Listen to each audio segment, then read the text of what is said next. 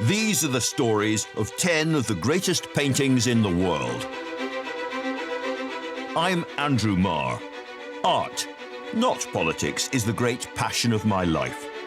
For me, it gets to the heart of what it is to be human. In galleries across the globe, there are great paintings, works made with almost supernatural skill, fierce passion, and extraordinary brain power. Now I want to tell stories behind some of the most iconic images in history, pictures like Leonardo's Mona Lisa, Van Gogh's Sunflowers, and Turner's Fighting Temeraire, paintings that represent the pinnacle of what people can do with paint and bristles. He created a brand new way of depicting the world. The colours would fizz and pop on the surface. It was like you could touch these people. It was like the portrait could speak to you. Behind every picture, there is a story. I'm going to peel back the layers to find out more about the lives of their creators and the worlds they came from. There was something about this middle-class Florentine housewife that intrigued him. Why are these the paintings we all know and love? How were they created? And what makes them the greatest paintings in the world?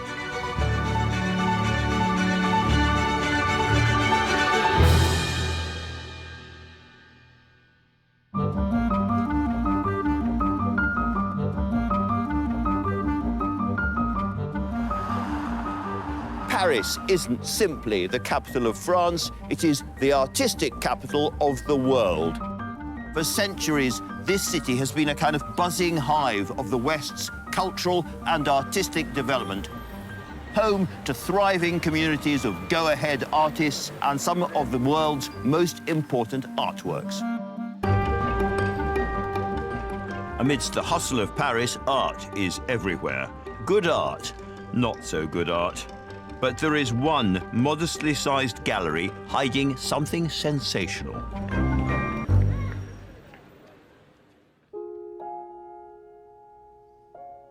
The Musée de l'Orangerie, built as a hothouse for oranges and lemons, holds one of the most extraordinary works that has ever been made. These rooms are the Sistine Chapel of Impressionism, and these are Claude Monet's Water Lilies. I've come here again and again, and I've been moved to tears almost every time. No artist had ever attempted to capture the rippling, heartbreaking evanescence of life like this, and no one has come close ever since. It's a 360-degree immersion into the glittering waterscape of a different and a better world.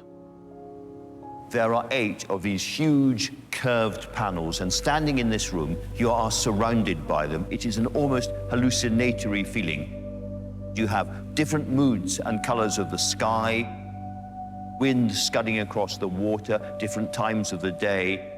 And it's very hard to know how close to stand to these pictures as well, because to really see any of them, you have to go to the far side of the room and look back from a long distance. And yet, to properly understand them, you almost need your nose rubbing up against the canvas so that you can see the blistered, scrumbled, erupting and falling effect of Monet's extraordinary paintwork, the fruit of many, many decades of arduous study.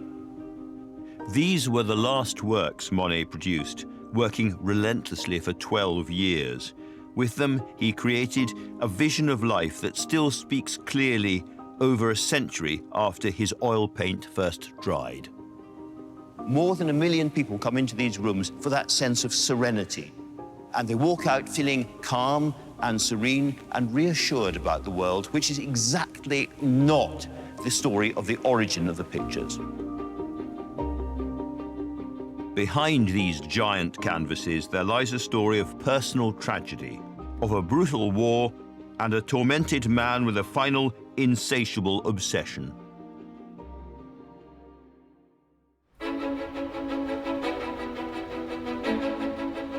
Claude Monet was born in Paris in 1840.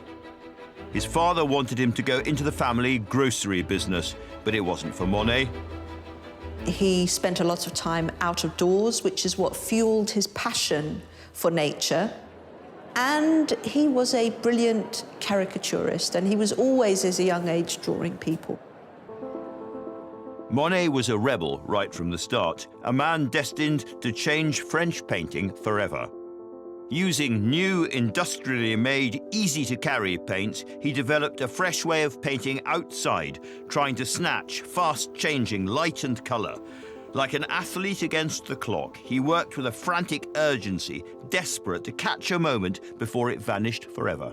He would go out to the riverbank, set up and begin capturing very quickly the scene that he saw in front of him, catching the interplay between light and shadow, capturing how the light changed and getting this very immediate image.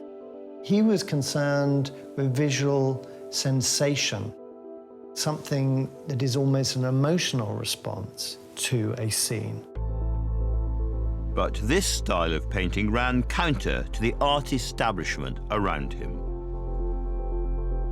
You see the type of painting that was in fashion, very grand, serious, that today we dismiss as bordering on the sentimental. Painters were still doing mythological scenes or doing scenes from the Bible or from French national history, Joan of Arc, for example. And there was an appeal for painters to paint modern life. Monet really was the one who maybe took it to the next level. In 1874, Monet and a like-minded group of hairy young radicals had their first exhibition to showcase this new artistic movement. Monet's contribution was a beautiful painting entitled Impression: Sunrise. It was a dawn scene of fishing boats in the harbor, and he did it very quickly, probably painted it in the course of a morning or even less than that. It does just give a suggestion of what's happening. The shadow of the boats on the water, so different from everything that had gone before. But unfortunately for Monet, who was struggling to provide for his young family, the reviews of the exhibition were utterly damning. Most people thought they were sketches made in preparation for something that was going to come after. There is shock, surprise, hostility. The critics said, do not go and see this work. It's the work of madmen. It's bad for your health. There was a health warning. One also said they are impressionists in that they do not reproduce a landscape, but convey the impression it makes. That is what gives birth to the name Impressionism. It wasn't a name that they chose themselves. It was a name that a critic gave them. And yet in these early works, with their immediacy, their freshness, you can see the stirrings of what was to come. His art might hover over the calm tranquility of nature, an art of gardens, rivers and meadows, but as Monet fought to make it, he was an increasingly tormented figure. He would physically attack his canvas. He would take a penknife and slash it. He would stamp up and down on his canvases. He would put his foot through it. And he would also set fire to them. People would arrive and witness a kind of bonfire of the canvases as all of the work that he'd been doing for the past day or two went up in smoke. To develop, Monet would need to get closer to the source of his inspiration, to look ever deeper, to stare ever harder. Although Monet's career was forged here, in the heart of Paris, his own heart was always somewhere else. And in 1883, in middle age, he decided to make a momentous move, which would change the paintings he made for the rest of his life. And it would mark the beginning of an obsession that would lead him to the creation of his monumental water lilies.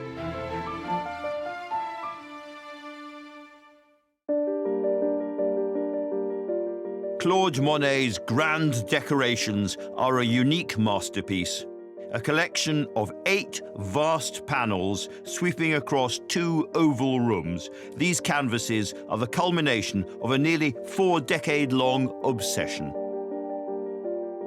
Water lilies, which in French are called nymphias or nymphs, have become as associated with Monet as, for instance, sunflowers with Van Gogh. And just as those sunflowers would be inspired by Van Gogh's move to the country, so it would be for Monet and his beloved lilies.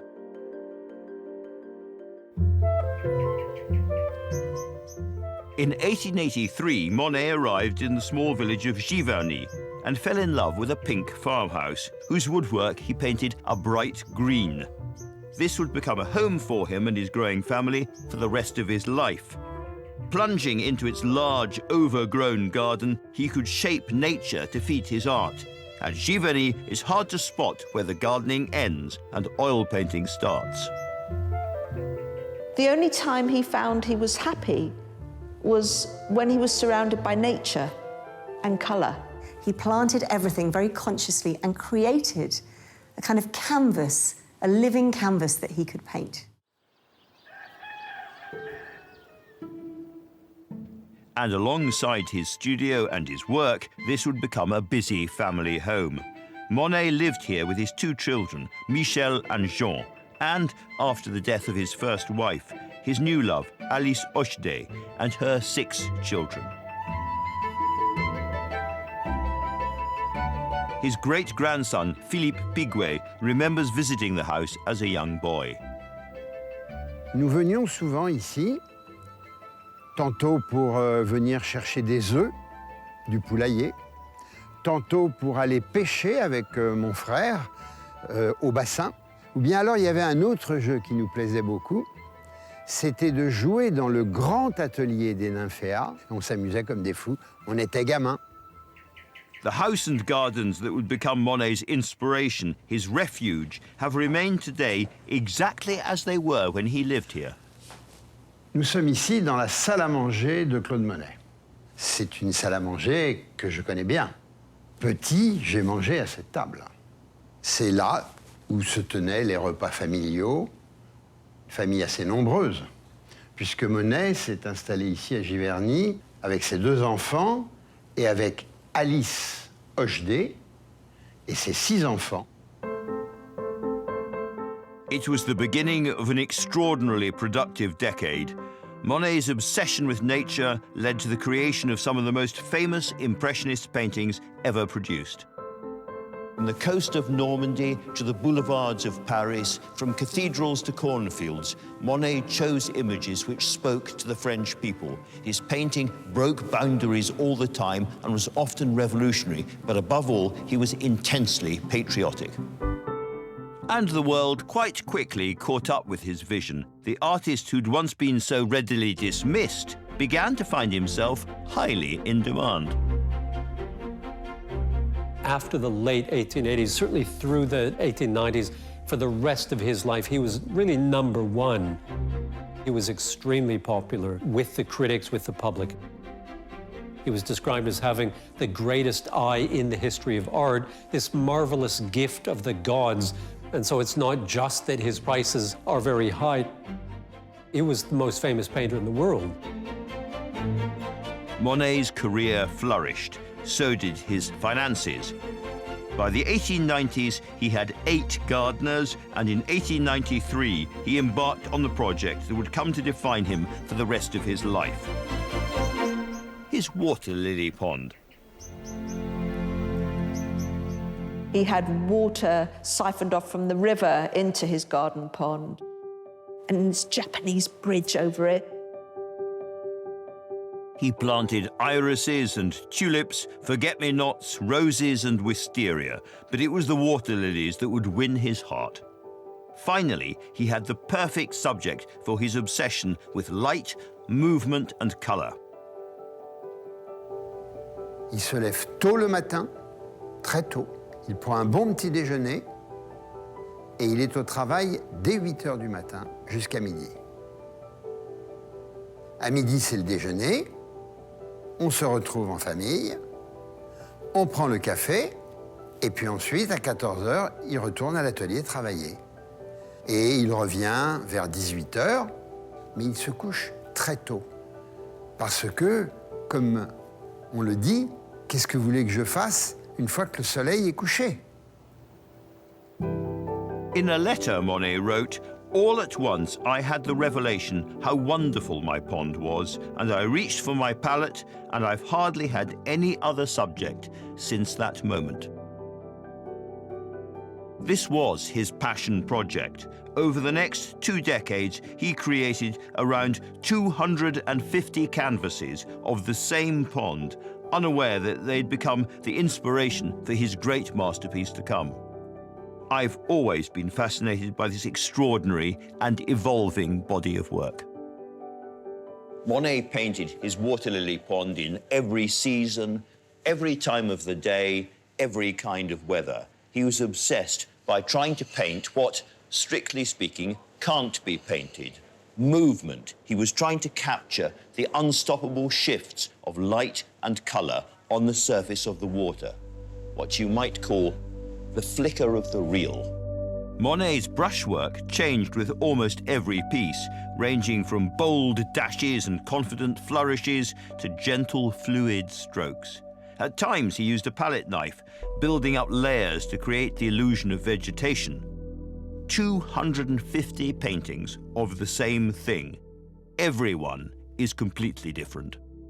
And you know, it's not just the time of day or the weather that makes them different, it's the mood as well. So there are kind of dreamy, languorous moments, saturated in light violets and purples. And then there are other paintings which are almost hallucinogenic, as if he was on some kind of drugs. The colours are so strange and so intense and so bright. You think, what was going on there? Nothing has ever looked like that. And there are others, again, where there's just a joyous, gentle, youthful, kind of exuberant, almost adolescent sense of colour. Bright blues, bright whites and reds, just something that makes you feel happy. For more than 20 years, Monet had lived a quiet but intensely productive life, hidden away from prying eyes, making paintings of his pond, his garden, and his family. But then in 1911, this quiet seclusion was brutally ended. In 1910, Elise was diagnosed with leukemia, and she died in May of 1911. Monet understandably was devastated. Elise truly was the love of his life. And in his letters to his friends, he would say, "I am annihilated. The painter in me is dead, and all that remains is the inconsolable husband." Cette photo est une photo qui représente Alice Monet. Elle est datée de 1910, 1 an avant la mort. C'est une photo que ses enfants lui ont donnée pour qu'il ait un souvenir de sa femme. She'd looked after him, she'd been his housekeeper, she'd been his beloved wife. Real love affair, and he just gave up. More bad news followed. When he finally turned back to painting, he had to accept he could barely see. His vision had started to become extremely blurred. This, for an artist, was devastating. And he really felt that this was now going to mark the end of his career. Monet had developed a cataract in his right eye. The old painter's misfortunes were piling up, and in 1914 he was dealt the cruelest blow of all. His beloved son, Jean, who was just 46, died. When his son passed away, he took it very badly. It broke him. He was completely despondent and despairing, probably at his lowest. He became so depressed that he stopped painting. He couldn't pick up a paintbrush. And so at the age of 73, after having bestrode the art world for decades at this point, Monet was downing tools. To him, paint and colour was life, and he was too depressed to go into the studio and paint. He wanted to stay in the sadness so that he could fully mourn for the family that he'd lost. For more than 60 years, Monet had made art continuously. But now, as grief overwhelmed him, he found he simply couldn't paint. If this master was ever to work again, let alone begin a masterpiece that would consume the rest of his life, It was going to take the intervention of an unlikely friend and further tragedy on an epic scale.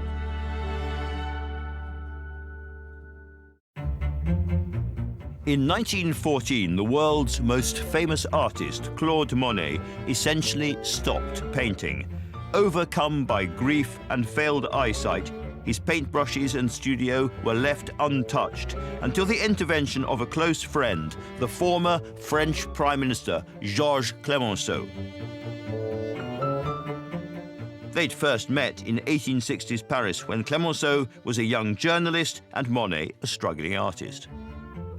The friendship between Monet and Clemenceau survived and thrived despite the fact, maybe because of the fact, that they were opposites in so many ways. If Clemenceau was the fearsome tiger, Monet was what Clemenceau called the hedgehog. And he always needed someone like Clemenceau or like his wife Elise, someone who could support him. Clemenceau would come to see Monet and chat to him, to lift him up and try and convince him not to be so depressed and to start painting that would cheer him up. And then between them, they discussed this idea that Monet had already had, but between them, the idea became bigger and more grand. And that project was to radically expand his obsession with the pond and the water lilies. This is something that Monet had gone back and forth with throughout his life. He's been painting the water lily ponds for years and years and years. And Clemenceau said, these are really rather good. And that was all that Monet seemed to need at that point. This would be more than a painting, it would be an experience in virtual reality. Le plus important dans ce projet, c'est le concept d'avoir pensé une œuvre à 360 degrés, donc une œuvre dans laquelle le visiteur est invité à être totalement immergé. It would evoke the experience of standing on the edge of his pond, Giverny. This would be on a scale Monet had never attempted before. Each canvas would be 6 by 14 feet, and he planned to paint a whole family of them. This was huge, this project. First of all, he had to paint the canvases in the garden because he didn't have a studio that was large enough. They were put on wheels so he could move them around and see what they looked like together. He replaced his old dilapidated studio with a new one specially built to fit his huge canvases. This was the greatest artistic challenge Monet had ever taken on, and time was not on his side. The peace and calm of France was shattered as the Great War now engulfed Europe. Giverny might seem a small, beautiful place, far removed from the Western Front, but in fact, war came to the village and really stayed there throughout the 4 years that Monet was working on his paintings. Most of the villagers hurriedly abandoned their homes, not Claude Monet. And Monet said, if the barbarians want to kill me, they'll have to do so in front of my life's work.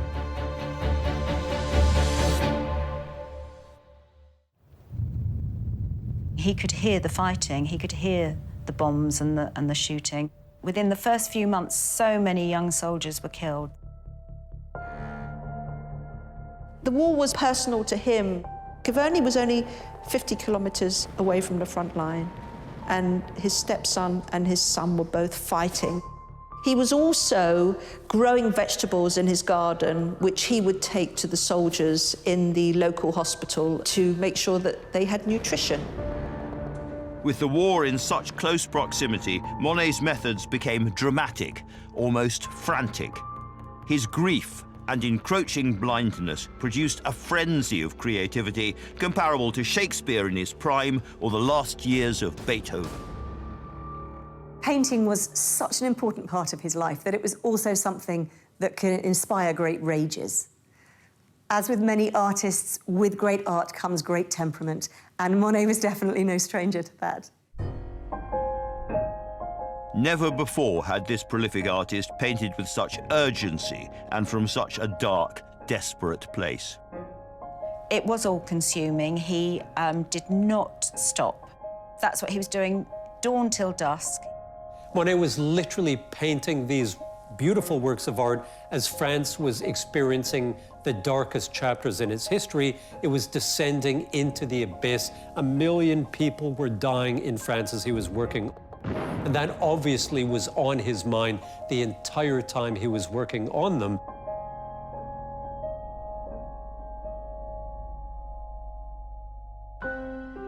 But he still felt the same way about his water lilies as he had when he first planted them. "These landscapes of water and reflection have become an obsession for me," he'd written to a friend. "It is beyond my strength as an old man, and yet I want to render what I feel." The colours became wilder, more outrageous. The brush marks became less controlled. His subject became smaller. It was all the pond.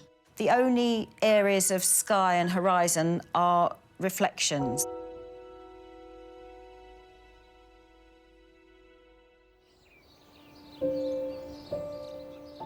Finally, at 11 o'clock on the 11th of November 1918, the pounding of the guns ceased. After 4 long years and millions dead, the war was over. And the following day, the 12th, Monet decided that once his grand water lilies were finished, he would donate them to the French people. If you travel in France, you will find every small village has a monument to the First World War. It was a searing, traumatic national experience. Monet, too, felt this tragedy and wanted to make this gesture to contribute something that would perhaps help avert war again and at the same time commemorate the sacrifice of a whole generation. To an old political ally, now France's ferocious wartime Prime Minister, Georges Clemenceau, he wrote, "It's not much, but it's the only way I have of taking part in the victory."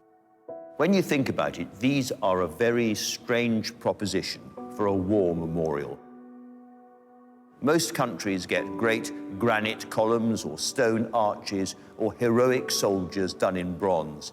And France, what does France get from Monet? France gets some reflections and aquatic plants.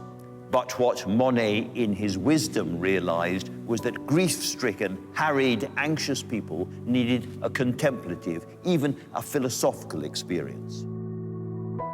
These colossal canvases were meant to speak to the spirit of a nation ripped apart by the most brutal conflict the world had yet seen. But rather than hand them over at the moment they might be needed most, Monet couldn't quite let them go. Monet never felt that he'd finished his paintings, these grandes décorations that he called them. He always felt he needed to do more. He needed to add a bit of paint here, a leaf there, a petal here. Monet was a perfectionist, and I don't think he was ever happy with any of his paintings. I think he always felt they could be better. One of the wonderful quotes he has is when he wrote to Clemenceau and said, "When I am dead, I shall find their imperfections more bearable."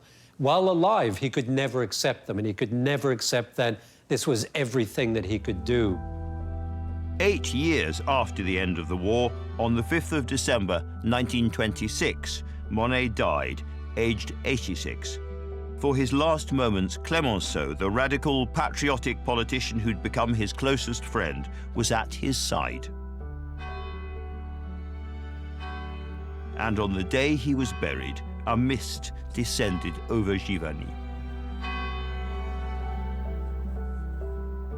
As one journalist said, Normandy became a Monet painting, almost as if the elements themselves were paying tribute to the artist who had captured them so beautifully for the rest of the world to see.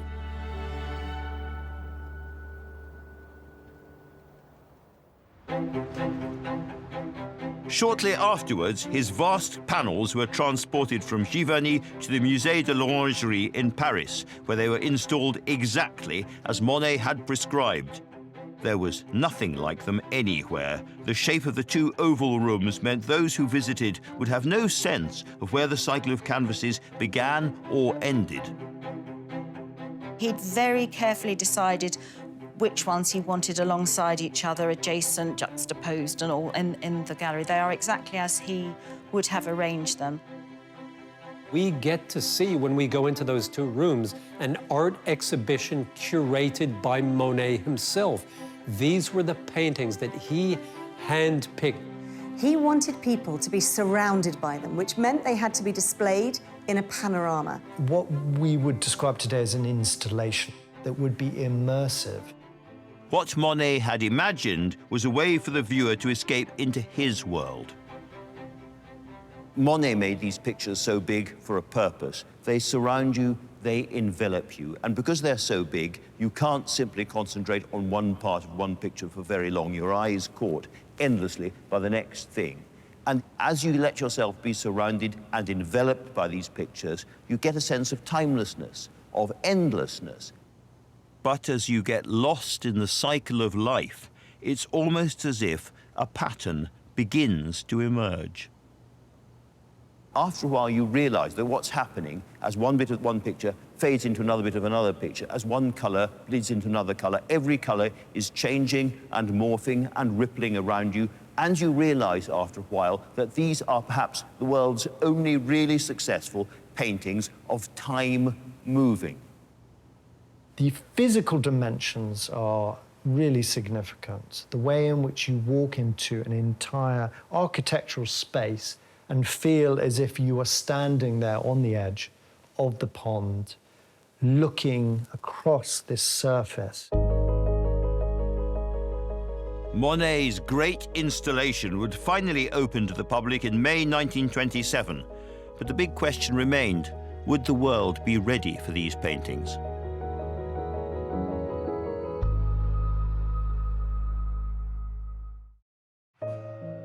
Claude Monet's grand decorations, the culmination of a lifetime's work and his gesture to the French people after the First World War, were finally ready to be unveiled to the world after his death.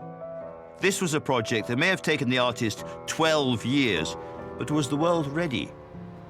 When Monet's extraordinary waterscapes finally went on display to the public in May 1927, just a few months after the artist's death, they completely tanked. The reviews were terrible. They said that he had left behind nature, which he had painted so convincingly for much of his career, and begun painting internal impressions instead. They were really criticised. Oh, scathing criticism. The critics said that he hadn't moved on from Impressionism. They really saw this as the work of someone who had lost his way artistically and maybe even lost his way emotionally or mentally. Monet's godson wrote that Monet died twice, once in Giverny in 1926 and then a second time with the opening of the Orangerie. Just as the world hadn't been ready for Monet's first exhibition 50 years earlier, so the same thing happened now. People did not come. Clemenceau was devastated. In June 1928, he observed there wasn't a soul there. As Monet's vast canvases began to gather dust, their tailor-made gallery was taken over for other needs. The space that was built for them was covered with false walls to show other artworks by other artists and other exhibitions. There were medieval tapestries shown in front of them. When the ceiling leaked and water dripped on the paintings, nobody really cared. And they used the room almost like a centre for other activities, dog shows even. That was humiliating enough. But in August 1944, towards the end of the Second World War, the Orangerie was bombed and Monet's canvases were damaged. It was a catalogue of relentless indignities. With shrapnel from Allied shells buried in the canvases, Monet's grand decorations, the work on which he had driven himself to exhaustion for the last 12 years of his life, were now effectively forgotten. As a final insult to Monet's work, in 1966, the Orangerie acquired a new collection of art. and one of the new gallery spaces was built directly over the room of the water lilies, cutting off these paintings so brimming with life from all daylight with a solid concrete ceiling. And that's how they remained for 3 decades. So, how were these extraordinary paintings rediscovered to the point where they became the most famous water lily images in the world?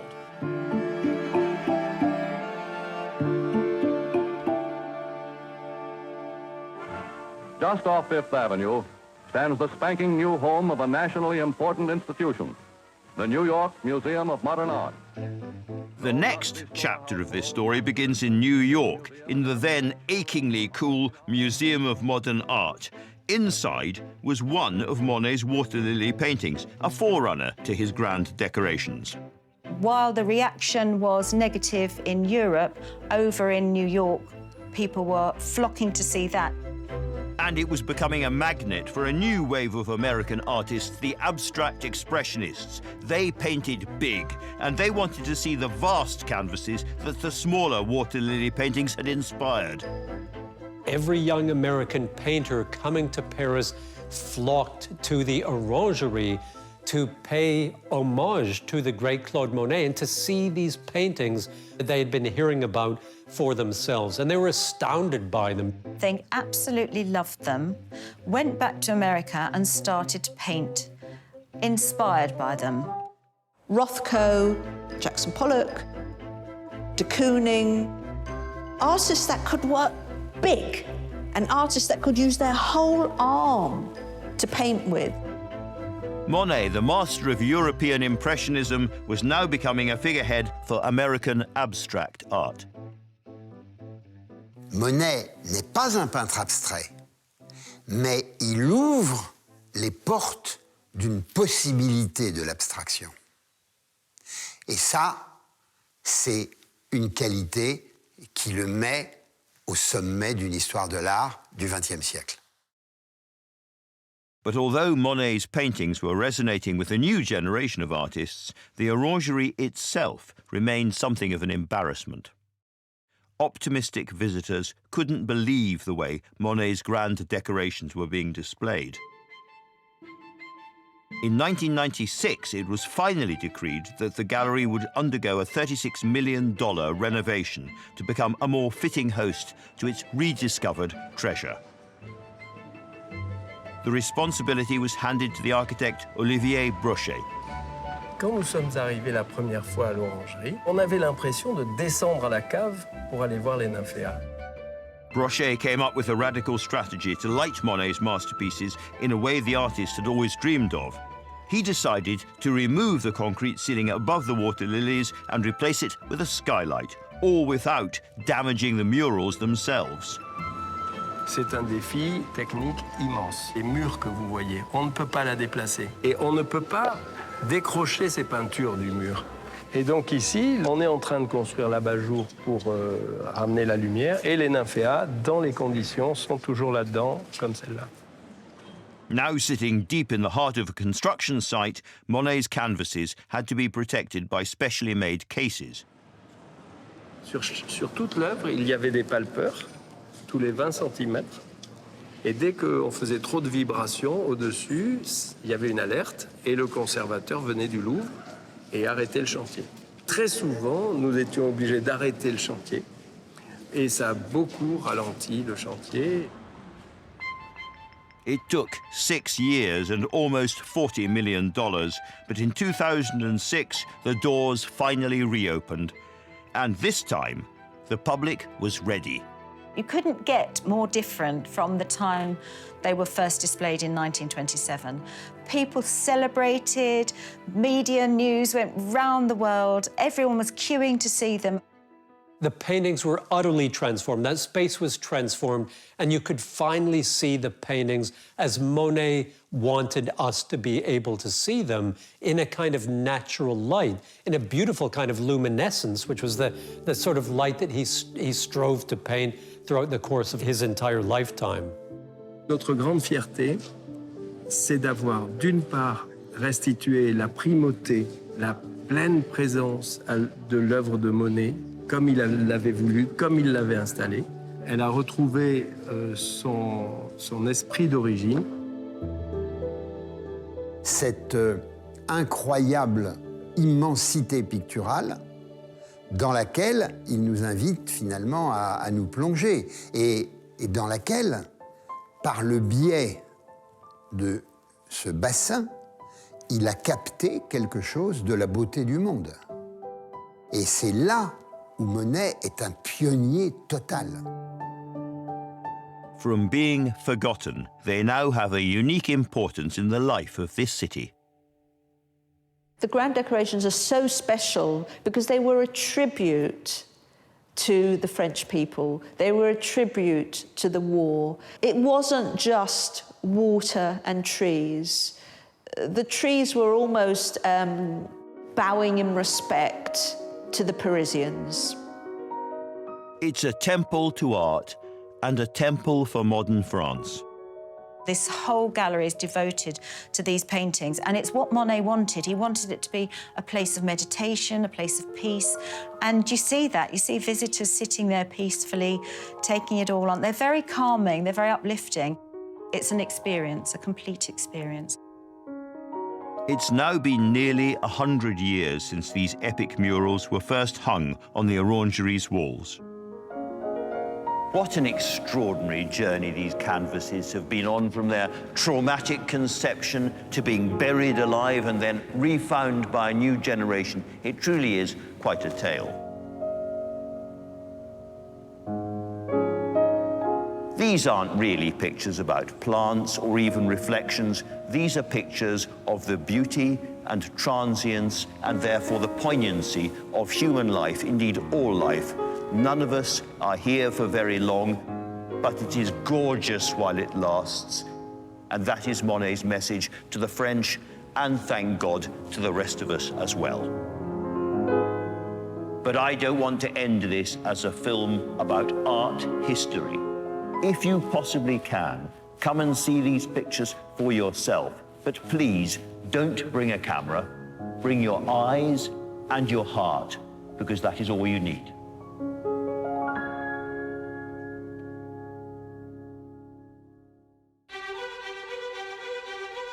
Next time, the quintessentially English landscape. You want to be there and feel the wind in your face as the clouds scud over your head, which sparked an artistic revolution a long way from home. French artists cannot believe the originality and the freshness of Constable's approach. I go behind the canvas of John Constable's Haywain.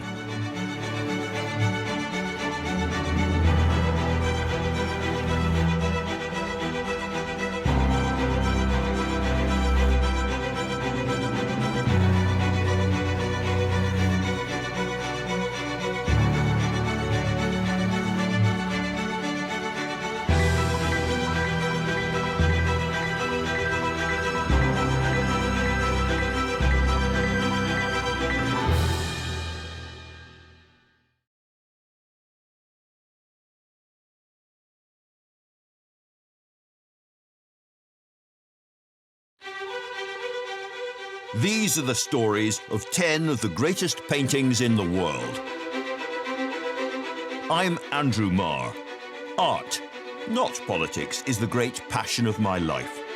For me, it gets to the heart of what it is to be human. In galleries across the globe, there are great paintings, works made with almost supernatural skill, fierce passion, and extraordinary brain power. Now I want to tell stories behind some of the most iconic images in history, pictures like Leonardo's Mona Lisa, Van Gogh's Sunflowers, and Turner's Fighting Temeraire, paintings that represent the pinnacle of what people can do with paint and bristles. His watercolours, described as miraculous, people can't believe the effects that he manages to achieve. It was like you could touch these people. It was like the portrait could speak to you. Behind every picture, there is a story. I'm going to peel back the layers to find out more about the lives of their creators and the worlds they came from. There was something about this middle-class Florentine housewife that intrigued him. Why are these the paintings we all know and love? How were they created? And what makes them the greatest paintings in the world?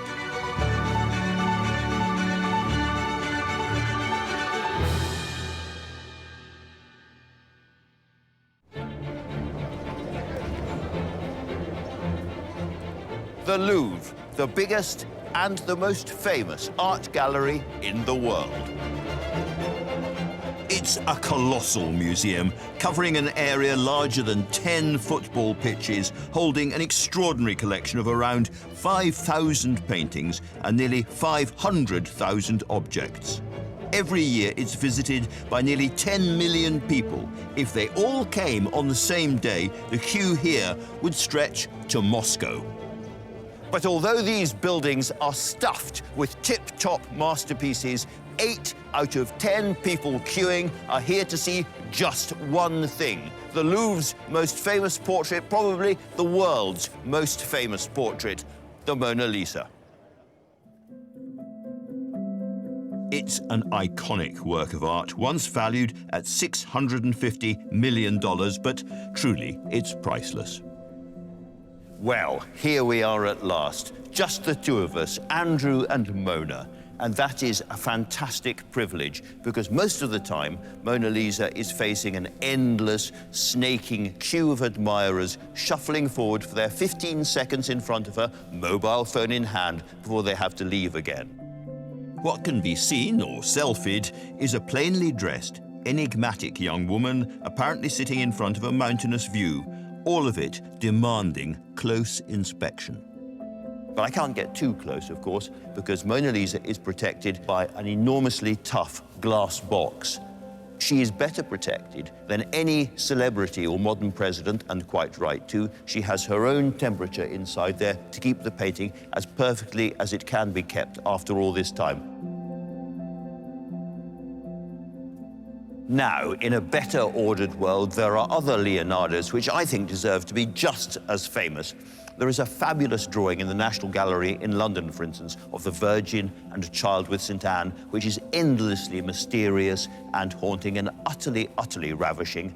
Then there's another portrait, Lady with an Ermine, which is brighter coloured and much more instantly grabby than this one. And yet it is her smile, her gaze, which has held the entire world mesmerised for decades. So what is it about this picture which has won hearts all over the world? Because in the end, it's just a portrait. A young woman twists her head towards us, peering out of a smoky landscape through cracks and darkened varnish. And that's about it. And yet, she is magnetic. In the flesh, she is captivating. So what's her secret? Or rather, what was Leonardo da Vinci's secret? Well, to unfold the tale of this painting and the astonishing man who created it, we must swap the centre of Western art in the 21st century for the most humming, fashionable and culturally swaggering city of the 15th, the birthplace of the biggest artistic revolution the West has ever seen, Renaissance Florence. A visitor to Florence in 1459 said Florence is paradise on earth. It was a very prosperous city, but it was also a city with intellectual and cultural life. People enthused about how the Florentines had created a new golden age through painting, through music, through architecture. And so Florence was really a kind of crucible of a new kind of modern life or a new approach to culture. Whether you were an artist or whether you were a scholar, whether you were interested in the sciences, it was all happening at the same time. It was like the center of the universe. Renaissance simply means rebirth, a return to the glory days of ancient Greece and Rome. Multi-talented and brilliant minds were drawn here like bees to a flower garden. But in a city of 70,000 people, there was one person who really represents what we now mean by the term Renaissance man. Leonardo da Vinci, the man who painted the Mona Lisa, was born nearby in April 1452. He came from a two-horse town, or maybe a one-horse town, called Vinci. It's about 20 miles from Florence. His family were small-time landowners, not incredibly rich. His father was a notary, a lawyer, making his living in Florence. He's listed in his grandfather's tax return. He's listed as a bocca, a mouth, which is rather a nice thing to call your kids their mouths, so they eat a lot of food.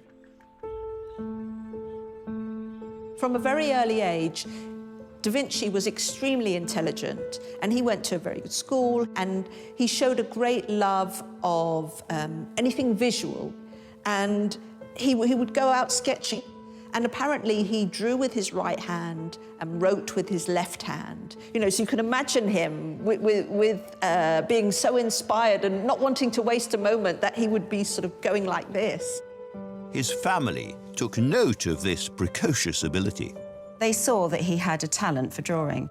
And he produced a whole book of drawings, and later on his father took him to Florence to a great artist of the time, Verrocchio, and said, look at these drawings, my son did it. And apparently Verrocchio was just dumbfounded. So I've never seen drawings like this. Are you sure this is your son, and how old is he? And send him to me at once. For the teenage Leonardo, this apprenticeship with Verrocchio was like a child footballer being coached by Pep Guardiola. A huge opportunity to learn from the formidable Verrocchio. He's an interesting artist, a major sculptor. His studio produced paintings, and he used senior assistants often to produce the paintings. Visitors to Florence may notice that on top of the cathedral dome, built by Brunelleschi, the great architect, there's a very big bronze ball, and Verrocchio put that up there. During the nearly 11 years that Leonardo was his student, Verrocchio worked to polish the young man's obvious artistic skills and draw out his immense natural talent. This meant working together on a huge range of commissions from the church and important Florentine families. A major artist in his own right, Verrocchio must have guessed that his student would one day surpass him. But just how soon would that be? Verrocchio used all of the young painters very wisely in his workshop productions. And one of these paintings is the Baptism of Christ, now in the Uffizi in Florence. And he told Leonardo da Vinci to paint one of the angels in the work, an angel in the lower left-hand corner of the painting. You look at that angel, the draperies are amazing, the hair is absolutely fantastic. It's very urgent kind of expression, and it seems almost certain that Leonardo did all the fancy oil painting finish in this picture. And the story of one of his biographers is that from that point onwards, Verrocchio said, "I'll never touch a brush again." From the very beginning, Leonardo was regarded as an unparalleled genius.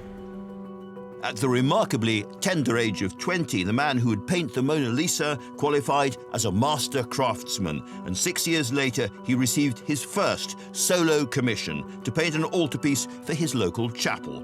In gossipy Florence, his reputation was spreading. But this wasn't down to hard graft or even innate skill. When we talk of genius, in Leonardo's case, that meant a hungry appetite for all kinds of knowledge, mathematics, poetry, engineering, hydraulics, optics, measurements of all kinds. And it was his frankly gruesome experiments in anatomy that provide one of the clues to his painting of the Mona Lisa.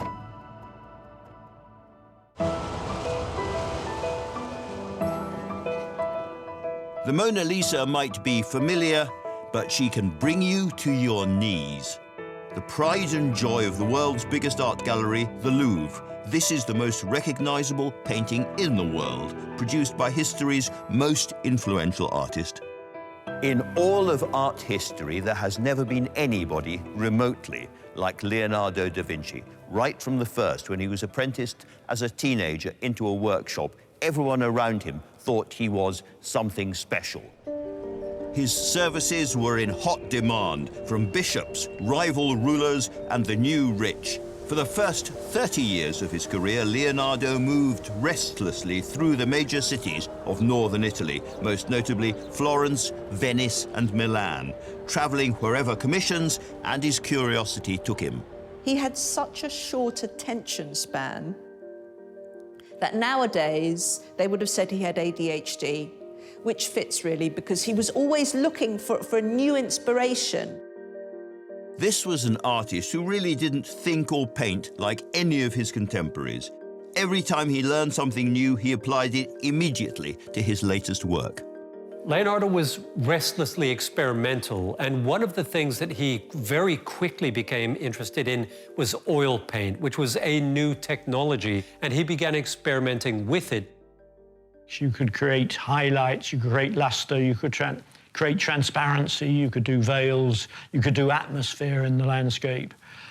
So he was a great pioneer of oil painting and, in fact, pushed the technique further than anyone had done to that point.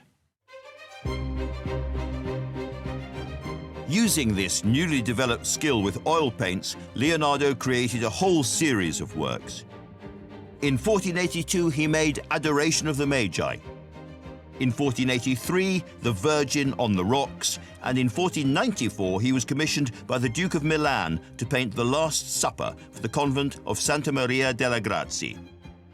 What makes this so revolutionary is not the paint he used, but Da Vinci's first brilliant use of perspective, making a two-dimensional image look three-dimensional. In the history of art, his use of perspective was a radical jump, a different way of thinking that would shape also how he approached the Mona Lisa.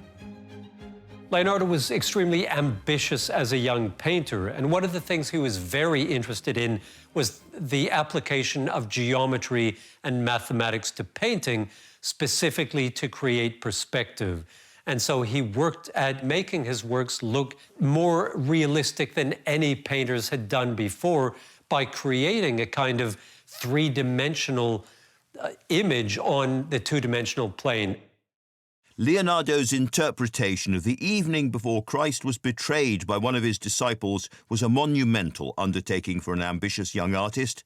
His experiments with paint mean it hasn't aged well, but his use of perspective made him famous. The status as an artist in the Renaissance period changed very sharply. Artists acquired pretensions, they acquired a theory of perspective and proportions, and they then claimed to be a liberal art, that is to say, one of the higher intellectual arts. And this raises the profile of artists and gives them a kind of prominence that they did not have in previous decades or centuries. And what we have then happening is artists become like rock stars. This was a time that propelled the artist to great stature and celebrity status. If we would have had I'm a Celebrity, they would have been there. It's a time when artists were seen as sort of like mini gods. You know, they had a God-given talent. Leonardo was a household name elsewhere in Italy, but he'd been away from Florence for 30 years. So when he returned to his hometown in 1500, he needed to establish a reputation here. But first, Leonardo needed somewhere to base himself. Maria Wellington Gattan is a doctor of Renaissance studies. We're here at the Santissima Annunziata Square with the church sanctuary of Santissima Annunziata behind us. This is thought to be the place where Leonardo first was housed when he came to Florence in 1500. Leonardo's father was a notary for the friars. One could easily imagine that with his connections that he helped Leonardo arrange this housing, because of course Leonardo hadn't been in Florence for the past couple of decades. When Leonardo came to Florence, he came without commissions. So he was looking for work. He certainly would have been interested in painting portraits of the Florentine upper and middle classes. With a host of potential clients, Leonardo would begin work on the portrait that would define his entire career. But the mystery, for many centuries, was who exactly it was that he'd painted. The commission for the Mona Lisa has various stories, and each of them are fascinating. I suppose the most fashionable in the last sort of 20 years of the daft ideas is that this is Leonardo's pupil, Salai, this rascally but rather handsome pupil with curly hair, that it's a portrait of Salai in drag. Some people said she was his mother. Some people said she was the Virgin Mary or the Duchess of Milan. Some people say it's a self-portrait of him whilst he's dealing with his homosexual tendencies, and at that time being a homosexual was against the law. it seems that this extraordinary picture must have an extraordinary explanation, but in fact this extraordinary picture has a sober explanation. And the sober answer to the mystery is found in where Leonardo was living and in his father's business relationships. Also connected with the Santissima Annunziata is Francesco del Giocondo. He was a silk merchant in Florence, and we know that he and Leonardo's father knew each other and that they had had business dealings with each other. And so one could very easily imagine Leonardo's father suggesting perhaps that Francesco commission a portrait of his wife, Lisa, from Leonardo. That this was the case was proved beyond doubt in 2005, when a German librarian found a note written by one of Leonardo's contemporaries, wondering if he would leave the portrait of Francesco del Giocondo's wife, Lisa Gherardini, unfinished. So what do we know about her? She was only 24. She was the wife of a fairly wealthy trader in silks and fabrics, and possibly also in slaves, who was himself a client of Leonardo's father, a notary or lawyer. So they knew the family. It's said that Leonardo used acrobats and musicians and clowns to keep Mona smiling, because it's difficult when you're painting somebody to avoid their face becoming rather frozen with concentration. But if you look closely at her smile, I don't think it's an amused smile particularly. I think it's a sardonic, knowing smile. This is somebody who is staring at us just as hard as we are all staring at her. Perhaps she'd guessed just how long it would take Leonardo to finish his painting of her. After starting in 1503, he never stopped working on this modestly sized rectangle. His magpie mind was far too restless. He was what I would call a helicopter painter. He hovered endlessly over works of art. He said, art is never finished, only abandoned. You really had to prize a work of art out of his hands. He was always on the go, always looking for different things. Shall I invent this? Shall I paint that? And that would have been part of his restlessness and also part of his inquiring mind and also his needing and his desire to think outside of the box. Leonardo's thirst for knowledge was never just confined to painting. He made himself expert in chemistry, botany, mathematics, engineering, music, astronomy, and map-making. But it was another of his obsessions, knowing how things worked, that's the key to the enigma of the Mona Lisa. Leonardo was one of history's greatest anatomical illustrators, and probably the best, in fact. That was how you would make your reputation in art, by creating very realistic-looking figures that had tremendous anatomical accuracy. And so Leonardo embraced that innovation in painting, and like so many things that he did, took it to the next level. And in fact, he said that anatomy is for a painter what grammar is for a writer. This is the structure on which you build. The study of anatomy is as old as medicine itself. It was revered in ancient Greece.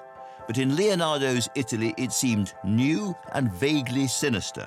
Artists were just starting to see the value of knowing how the human body works by observing the dissection of corpses. Leonardo inevitably went further. He wanted to cut the bodies up with his own hands. In this hospital, the Santa Maria Nuova, even while painting the Mona Lisa, he was likely to be found alongside the working doctors. Maria Antonia Rinaldi is a lecturer in art history. Leonardo wrote generically that here in the hospital he did 30 dissections. He wrote about the dissection of an old man. Actually, the old man told to Leonardo that he was more than 100 years old, and Leonardo said he passed away in such a serene way that I wanted to understand the reason of such a dolce morte, sweet death. But Leonardo was also interested in trying to understand how the man functioned. The man as a machine, to understand the movement, but then also to understand really how the human being functions. Leonardo thought that only by knowing exactly what was under Lisa's skin could he begin to capture her essence in paint. He wanted to see how the muscles were connected to the sinews, to the cartilage, to the bones. He would not see the dissection as influencing art or art as influencing dissection. He saw them as the same thing in a way. It's a much deeper aspiration for understanding the body than most artists. This wasn't CSI Florence taking place in a spotlessly hygienic pathologist's lab. To create the Mona Lisa, Leonardo needed to withstand an assault on all the senses. Leonardo talked about the difficulties in dissecting the body, and he talked about how fast the body decomposed. There are no preservatives, and this is really gory. You start with the intestines and the abdomen because it decays very quickly. You go to the chest and the brain decays pretty quickly, and the muscles you can leave for a bit later, and the skeleton even later than that. So, yeah, Leonardo writes passionately saying, you know, you've got to have great patience and so on, but you've also got to put up with the sheer unpleasantness of it. It was a gooey unpleasantness that Leonardo was happy to endure in pursuit of understanding and perfecting his portrait. He talks about how awful it is to spend the night with these dead men who've been flayed of their skins. And so there are these horrible specters peering out at Leonardo, we have to imagine. But clearly, he was committed to this kind of anatomical study. He saw painting as remaking nature. So to remake nature, you had to understand nature, not just what something looks like on the surface, but you had to understand what was going on inside. His curiosity, his appetite of understanding, learning, with such an attention to the detail that his anatomical studies are quite perfect. Leonardo made reams of notes and drawings about his discoveries, obsessed by the inner workings of the human body. That smile, where exactly were the muscles that moved the mouth and the lips? And how did they combine? For Leonardo, his scientific experiments and his artistic endeavors were inseparable. He was the great connector. There was no reason to keep science and art separate in this life. And so, instead, Leonardo combined the two disciplines. He applied everything he was learning about human anatomy to his art. In this case, the face of the Mona Lisa. The Mona Lisa is the most iconic and most recognizable portrait in the world, the work of an artist of undisputed genius, Leonardo da Vinci. Leonardo was much more than an artist. His insatiable appetite for knowledge of all available kinds spread far beyond the canvas. He was fascinated by things as diverse as mathematics, optics, anatomy, and in particular, human dissection. And quite rightly, he could never separate the science from the art, so that everything he learned in the morgue turned up eventually on the canvas.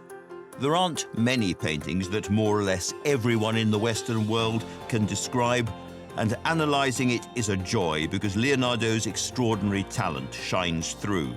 But once you know that his love of dissection helped to create that famous face, it's hard to see it in quite the same way again. One of the great things about Leonardo is that his drawings and his notebooks show us his mind actually working. And so when we say, oh, he learned from optics in the painting, what exactly do we mean?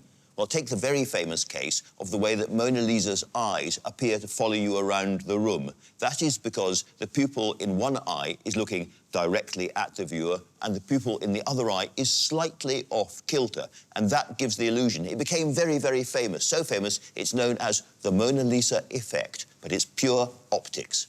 Really close attention to detail produces mystery.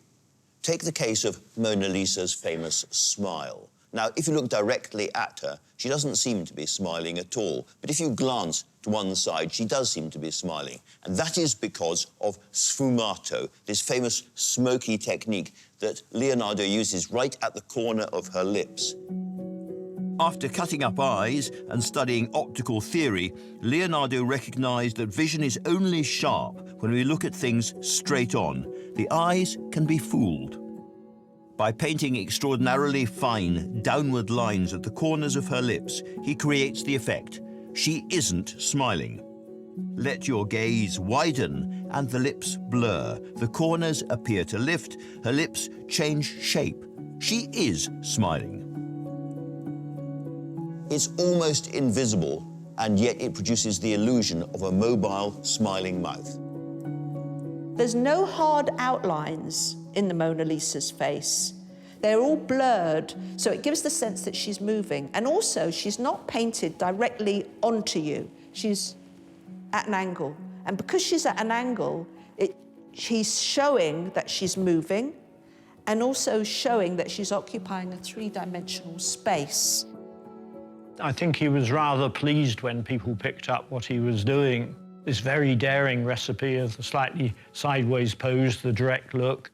In most cases with female portraits, it was not polite for a woman to engage in eye contact with a man. So you had downcast eyes, you were in profile if you did a portrait. Leonardo breaks that convention. Leonardo's painting was the closest thing to naturalism that portraiture had yet seen. This was a picture soaked in understanding. Every part of this canvas, from the corkscrew shine of her hair to the details on Mona Lisa's robe, all of those things were achieved by a minute attention to detail. This is, of course, a still image, but she is alive. After spending more than 4 years toiling on this masterpiece, constantly reworking it, changing and tweaking wherever he saw fit, technically, Leonardo was finished, but he would not let it go. It was very typical of Da Vinci not to finish a work of art. He never felt that he'd made it good enough. He always felt there was more to do, just change this bit and that bit. A lot of artists have this problem, especially if you're a perfectionist, as he was. The family who commissioned the Mona Lisa never got the painting, but they never paid the money either.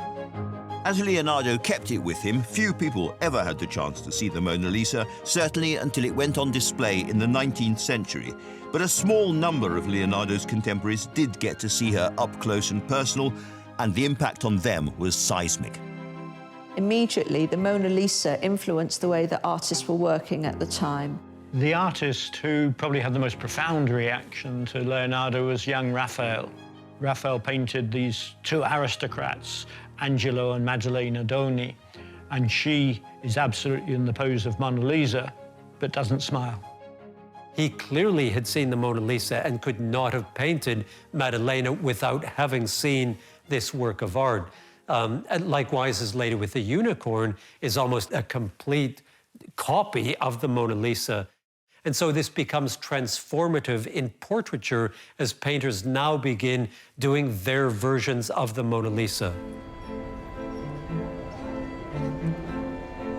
It may have changed the history of portraiture, but Leonardo was failing to leave his masterpiece alone. Over the next decade, he continued to tweak and finesse it. An indication of the importance of the Mona Lisa to Leonardo is the fact that he kept it with him throughout the rest of his life. It was something that he really believed was one of the finest expressions of his brush, and he could not let it go. It was something he still wanted to perfect. Consequently, the image we know and see today is quite different to the original portrait and may indeed be unrecognizable as Lisa del Giocondo. It's clear from the technical analysis we can now see a lot of the underdrawing. She started off with an orthodox Tuscan dress, and it gradually matured into something which was very decorative with the twisted shawl and so on. And she's put in front of this very remarkable landscape. So it's clear that the portrait becomes what I call a universal picture.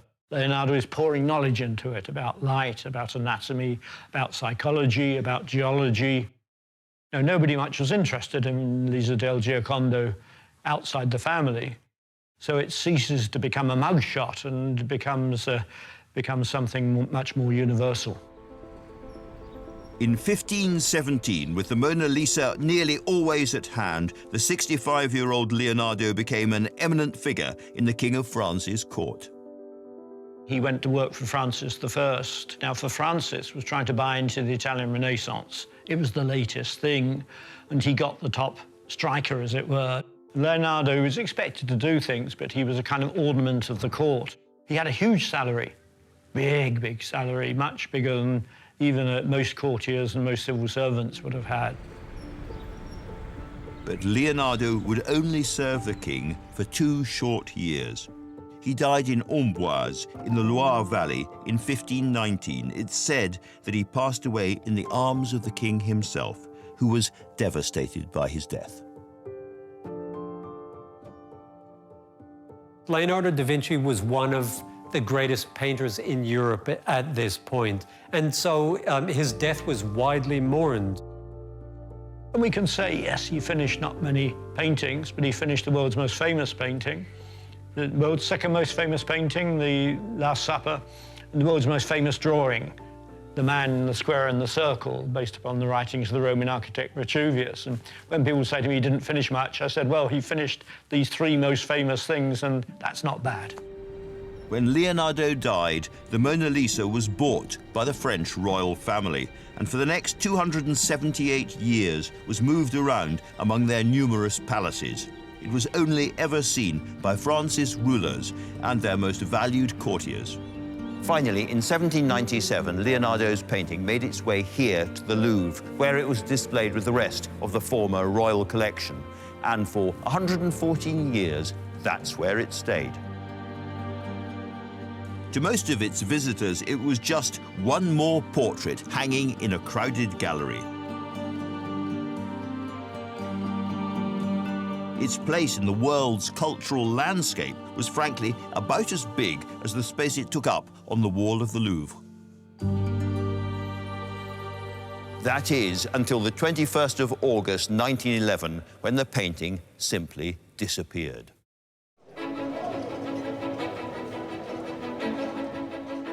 Nowadays, people all over the world can identify the Mona Lisa at a glance. It is unquestionably the most famous portrait ever created, endlessly reproduced, and hugely influential all over the globe. But the Mona Lisa's worldwide fame only really began in the 20th century, in 1911, when she made headlines around the globe after she disappeared overnight, upped and offed from her home here in the Louvre. It's a hard-to-believe tale, and it begins on the evening of the 21st of August. With no security measures but locked doors, the Louvre's 400 rooms were guarded by just a handful of men, and none of them saw Leonardo's masterpiece vanish into thin air. No one noticed for 28 hours that the Mona Lisa was not on the wall. Paintings were often being removed to be photographed, so that's what staff assumed was happening to the Mona Lisa. When they discovered it was missing, of course it became enormous news. Journalists couldn't get enough of the story. Karine Friedberger, a specialist in the history of art, is at the French National Library. This newspaper is called Le Petit Parisien, and the title says this famous painting by Leonardo da Vinci, La Joconde, Mona Lisa, has disappeared from the Louvre Museum. How? Since when? We don't know. We only have the frame left. And then it takes us through the shock of the personnel in the Louvre Museum, finding this empty space and wondering who could have had access. Now, for the first time, anyone who bought a newspaper knew about the Mona Lisa. The Louvre was closed for 9 days, and when it reopened, something rather extraordinary happened. The public reaction was just astonishing. People would queue for hours and hours to go into the Louvre, but they couldn't see the Mona Lisa because it had been stolen, but they just wanted to see the wall space where the Mona Lisa was once hanging. More people came to see the missing Mona Lisa than actually had been coming to see the Mona Lisa herself in the years before that. They left offerings by it and notes. People wept when they saw that it wasn't there. It became a bit hysterical. No one was arrested and charged, and there were no clues to follow. The Paris police force's reputation plummeted. But, by contrast, her disappearance turbocharged the Mona Lisa's fame. One of the things that happened in the aftermath of the theft is that the Paris police put the Mona Lisa's image, thousands of them, on every street corner in the city. And it gave an incredibly wide exposure to the painting. This very quickly became a worldwide story. And it so happens that the postcard sellers outside the Louvre made quite a lot of money selling those postcards to visitors who were coming to see the Mona Lisa in the Louvre, and since it wasn't there, they were actually buying the postcards. And while no end of reproductions were being made, the enigmatic original remained lost. 2 years passed and hope for her return was fading. Then, out of the blue, in 1913, a letter found its way to the Uffizi Gallery in Florence, signed Leonardo, and offering to sell the Mona Lisa. The Uffizi's director agreed to meet Leonardo, and in a sting operation, the police swooped and arrested him. The seller's real name was Vincenzo Perugia. Perugia, an Italian worker who was working at the time in the Louvre, hated the fact that the French had one of Italy's greatest paintings, and it was his prime desire to return it back to Italy. So he went in one night after work, dressed as a workman, and while nobody was about, he took it off the wall and he took it home. His argument was that he was an Italian patriot and he was returning this painting to the land of its birth because of the fact that he said Napoleon had stolen it from the Italians, which of course did not happen. It traveled to France in the baggage of Leonardo da Vinci himself. Perugia pleaded guilty to theft, and he served 8 months in prison. With the thief imprisoned and the now world-famous Mona Lisa on her way home, all of Paris was jubilant. Once it was found and it was brought back, there was like a huge city party, huge carnival. It's been said that in bars across Paris, can-can girls performed dressed as the Mona Lisa. People dusted their faces with yellow paint, people shaved their eyebrows and made their hairline bigger to look like the Mona Lisa. Back in the Louvre, the Mona Lisa's place in the history of art had been secured forever. And she became a celebrity, even so much so that even now the Mona Lisa has her own postbox, allegedly. She gets mail. And that new global fame made the Mona Lisa into the Marilyn of the early 20th century. A new cultural icon had been born. Everyone wanted to see the small, famous painting in the flesh, and her travels on loan abroad were treated like a royal tour, prompting a semi-hysteria wherever she went.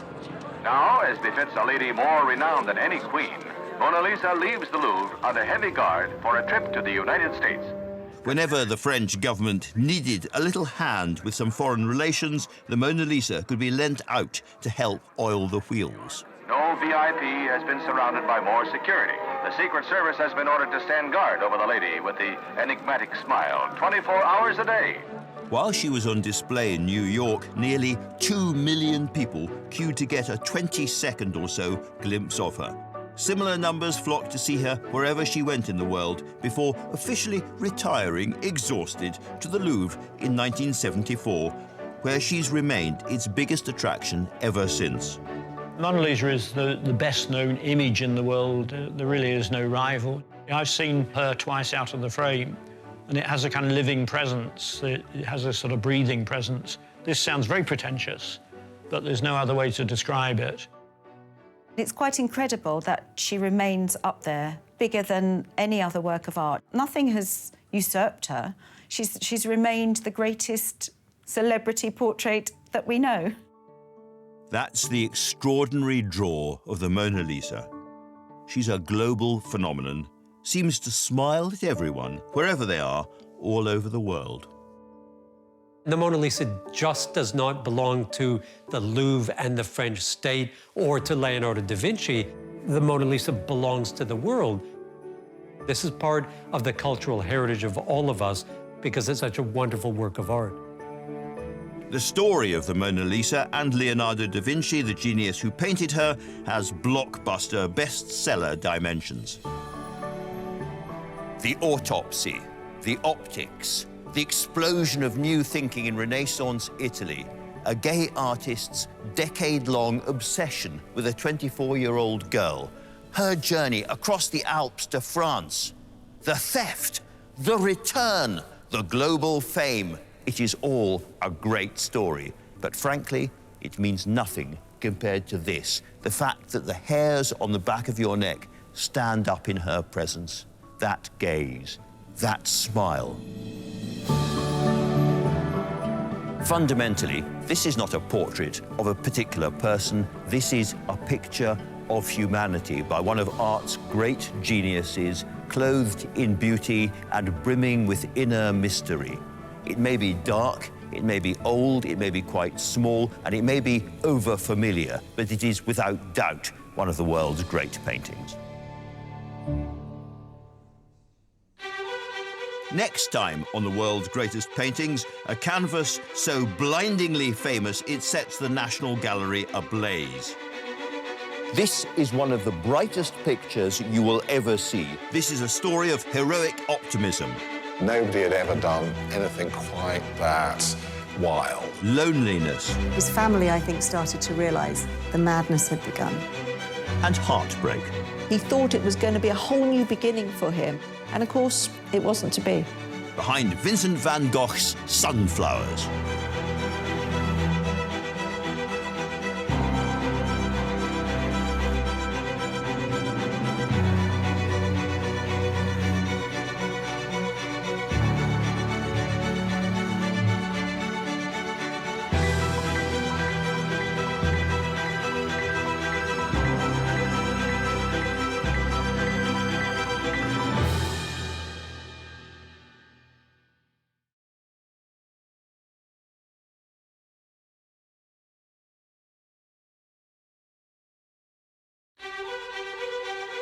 These are the stories of 10 of the greatest paintings in the world.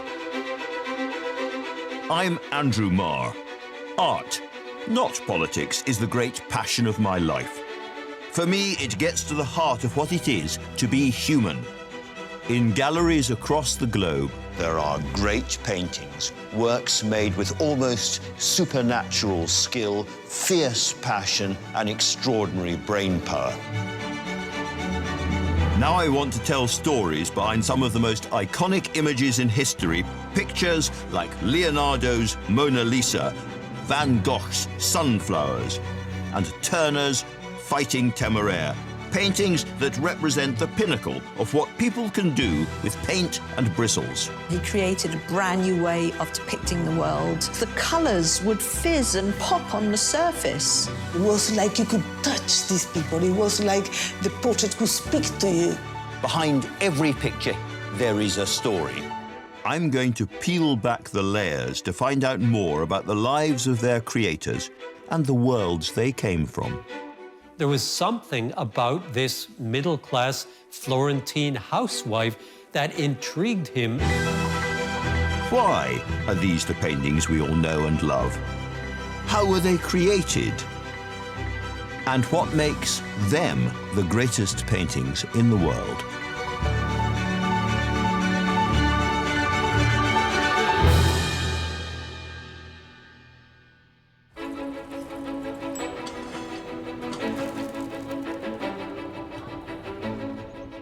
What makes a painting a masterpiece? That is, of course, a subjective judgment, but there are some paintings so important, so iconic, that they come to represent an age or a culture or a nation. And it's these kind of pictures which very often form the centerpiece of the great museums and the galleries of the world. All around the globe, there are images which speak to a nation in ways that no others can match. And here in Amsterdam, there is a canvas loved by the Dutch like no other. This colossal gallery at the heart of the vast and beautiful Rijksmuseum doesn't just contain the most important painting in Dutch history, it was actually built around it. In what feels like a huge secular chapel dedicated to Dutch art, there hangs Rembrandt's world-famous and utterly stupendous Night Watch. This was an act of risk-taking, almost of arrogance, created by the greatest Dutch artist at the very height of his powers. Now, it's nothing short of a national treasure. So what is it? It's a group portrait of a militia company, what you might call a platoon of Amsterdam's People's Army. There are 16 men visible in all. We know most of their names. Right at the centre, with that magnificent white ruff, is Frans Banning Kok, the commander of the militia, giving the order to advance. And beside him in the canary yellow is Willem van Ruttenberg, his lieutenant. All around the picture, there are different things going on. There's a dog barking, there's a young girl staring into the distance, there's a man cleaning his musket. Somebody else, right in the centre, has fired his musket by mistake and nearly hit in somebody else's hat. Rembrandt's characters feel so alive, they could almost jump off the canvas. But if they did, they wouldn't get very far. Now, if you've been watching really carefully, you may have noticed there is a strange big glass box around it. Now, why is that? And the answer is, it is being restored, properly for the first time in more than 40 years. For your average masterpiece, any major restoration would be carried out as far away from the prying eyes of the public as possible. But the Night Watch isn't average, it's not allowed to skulk or to take time out. People care about this picture so much that they're prepared to watch it being restored. If they're not prepared literally to watch paint dry, then they're prepared to watch varnish dry, which you must admit is kind of unusual. So what is it about this collection of rather chaotic, strutting, striding, would-be unprofessional soldiers from another age in their impressive collection of strange hats and weird party clothes that gets so many people so emotional, so committed? It's a mystery that spans more than 300 years, takes in an artist's triumphant rise and tragic fall, and almost sees the Night Watch forgotten forever. This painting's story begins in a period of unrivaled creativity in Dutch art, made by new money and cutthroat competition. The Netherlands in the 17th century was a very, very particular environment because it had this growing, flourishing art market. You could buy a painting just for your weekly wage. And paintings were sold at markets, you know, alongside kitchenware, chickens. So these weren't just objects for the extremely wealthy, but anyone could own works of art. This was a world of unequaled artistic production. Make it new, make it fast, make it different, with groundbreaking changes in technique, perspective and subject. Born in July 1606, Rembrandt had arrived into the Dutch Golden Age. Rembrandt was born in the Dutch town of Leiden, which is about half an hour away from Amsterdam. And he was born in a pretty kind of bourgeois family. His father was a miller, big family, lots of children. They managed to afford to send him to the local Latin school, so he learnt languages, he learnt about religion. But there was really only one thing that interested the young Rembrandt. His itch, his instinct, his determination was to be an artist. And at 14, he began his apprenticeship.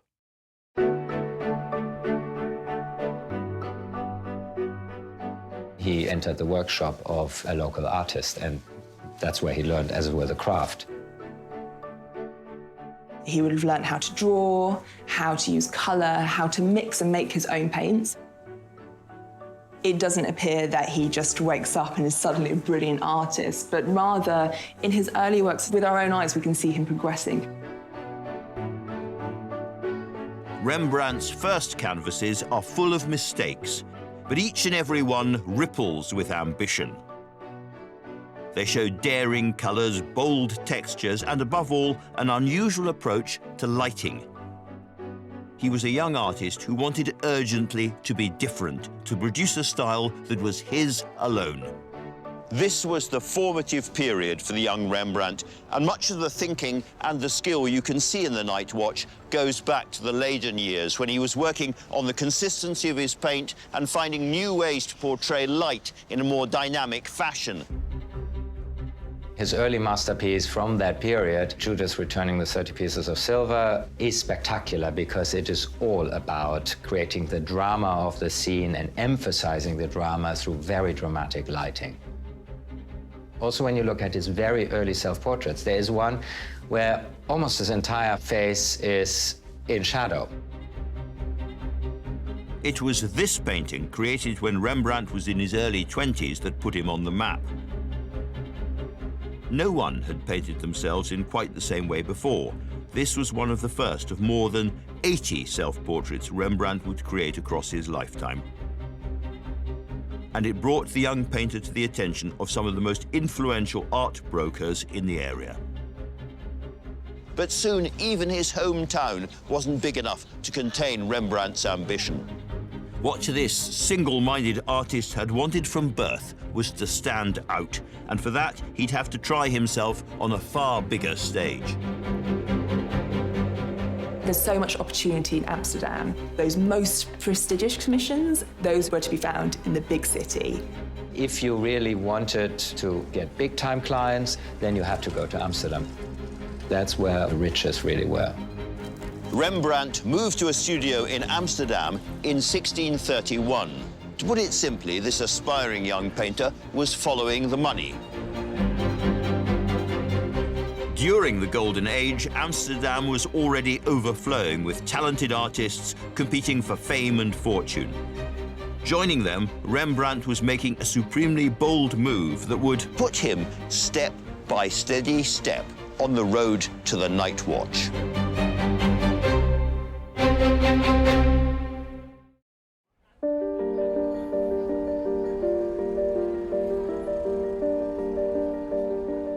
The Night Watch is one of the most famous paintings in the world, the jewel in the crown of Amsterdam's Rijksmuseum.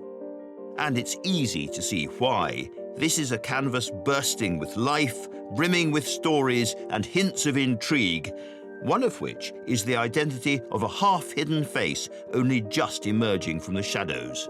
Now, of the 34 different people in the picture, there is one who technically shouldn't be there at all. He's absolutely dead center, right up towards the top. A very, very distinctive snub nose, a little round, inquiring, slightly cheeky eye. It is, of course, Rembrandt himself. Like Alfred Hitchcock, he's put himself into the film, as it were. The Night Watch shows a glimpse of an artist at the exhilarating peak of his power and ambition. Just over 10 years earlier, he'd arrived in Amsterdam, desperate to make his fortune. Amsterdam would have been very exciting in the 17th century. It's loud, it's busy, it was a real metropolis. And for artists, that represented a huge opportunity. War with the Spanish Empire was over, Dutch ships crisscrossed the world, and now the city was packed with wealthy merchants, eager to spend their fortunes on portraits for their brand new townhouses. Fresh in from Leyden, which itself had been besieged by the Spanish, here was a painter who could offer something new. Rembrandt kind of burst onto the scene and quite quickly got quite important commissions. He was one of the first artists to capture physical expressions across a face. He painted portraits as though he could penetrate the person and get their personality. He uses highlights so cleverly that you see that wet bit at the bottom of the eyelid, and the wrinkles around the eyes and so forth are so acutely observed. These are very impactful pieces. He breathes life into his sitters, and other artists are just not at that same level at that time. From his very first commission, it was clear that Rembrandt's work was different to everything else around him. He painted faces bathed in light and shadow, used the wrong end of his brush to scratch individual hairs into the paint, and became a master of touchably real surfaces. But most important, with a skill that would become vital to the success of the Night Watch, he depicted his sitters with a fresh immediacy. There is a kind of ruddy, earthy realism about the faces. These are actual, living, breathing, sweating people that you could have met in the streets of Amsterdam, and there is no mistaking that at all. Suddenly, this provincial miller's boy was the most popular portraitist in the city. And yet, always hungry for the next advance, Rembrandt needed more. Private commissions were fine, but he really wanted to create work on a bigger scale. He wanted to be properly noticed. I think his first major success was the anatomy lesson of Nicholas Tulp. That was painted in 1632, and that was a very public commission. It was a way of marketing himself. And I think people would have seen that and thought, yes, that's the man who I want to paint my portrait too. Rembrandt's first multi-portrait painting was a taste of the Night Watch to come, and it reveals his swelling ego. For the first time, he simply signed himself Rembrandt, audaciously assuming the same one-name celebrity label as Leonardo, Michelangelo, or Raphael. He saw himself as the rising hero of the Amsterdam art scene. What Rembrandt wanted now was a lifestyle to match. In 1634, he married the love of his life, Saskia van Uylenburg, and the glamorous young couple threw themselves into enjoying Rembrandt's good fortune. They enjoyed life. They went out, they spent, they lived a very lavish lifestyle. Rembrandt was very confident. He was spending lots of money. He was quite flash. He was very pleased that he was earning this money and saw that this was not going to end, so he could just spend it as it came. He was living the high life. Fancy clothes, luxurious meals. Rembrandt, it seemed, could shell out for anything his heart desired, including this princely three-story townhouse in the most sought-after area of the city. Now a popular Amsterdam museum, Dr. Lidewij de Koekkoek is its director. Rembrandt bought this house in 1639, and by that time he was the most famous artist in Amsterdam, and he was very wealthy.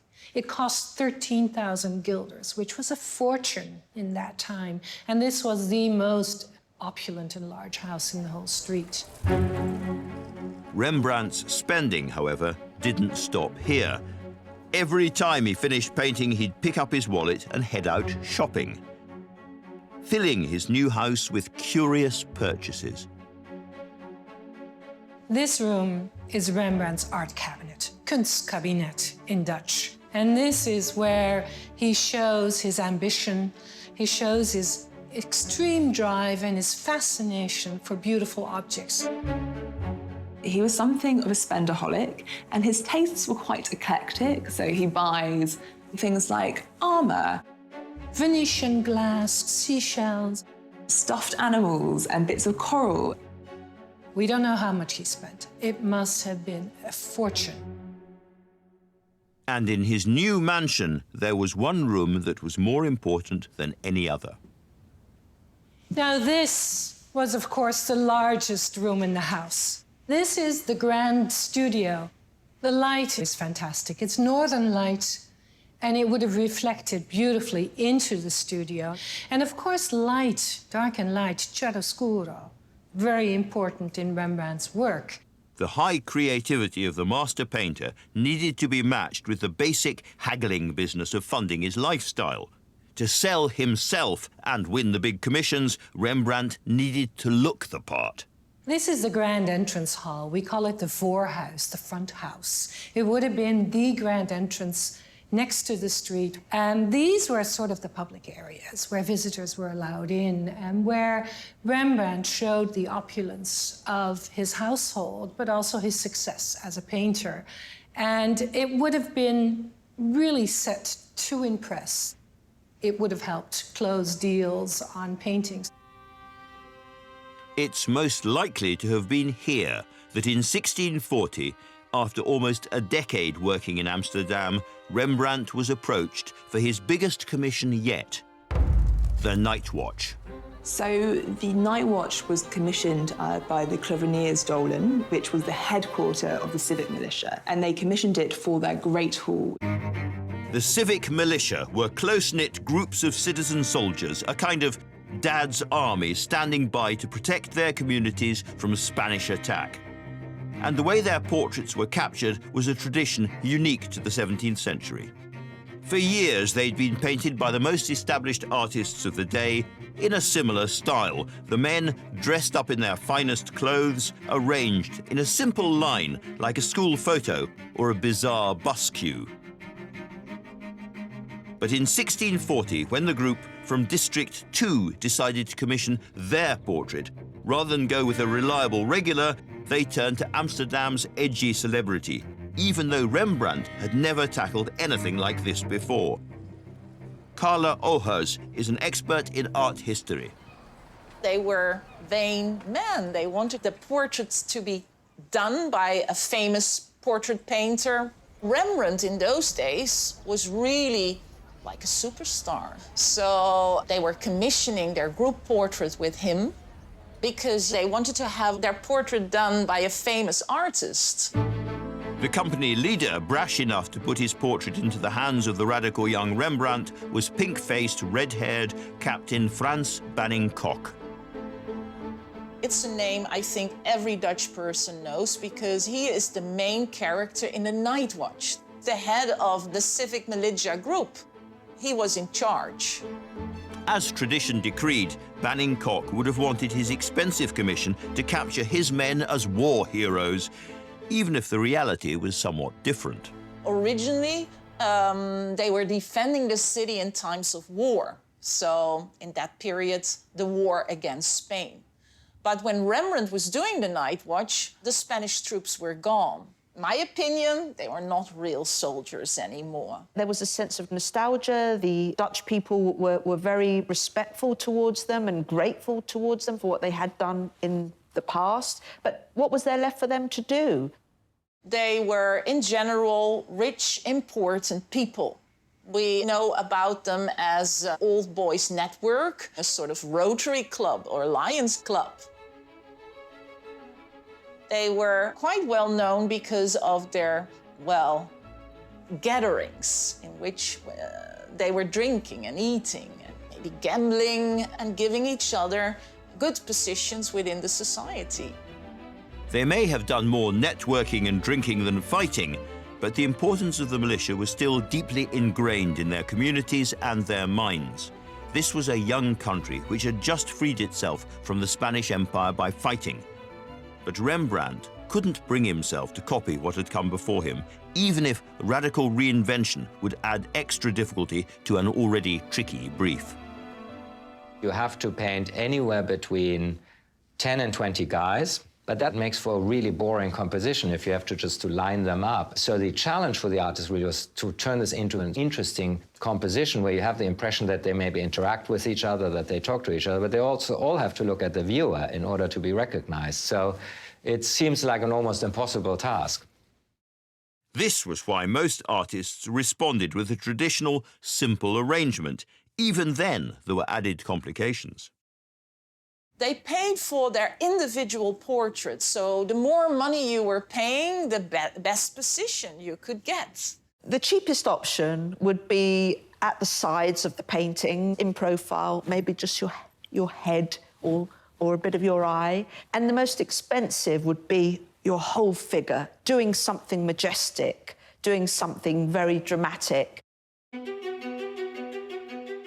With the Night Watch, Rembrandt was juggling 18 different figures and egos, and the position of his subjects wasn't his only challenge, because this work was not intended to stand alone. 6 other Dutch artists had also been commissioned to make major group portraits for the same room, and by the time Rembrandt started painting, 4 had already been finished. They had all played by the rules. This was entirely competent bus-queue painting, and therefore, for the ever-ambitious Rembrandt, more than a little boring.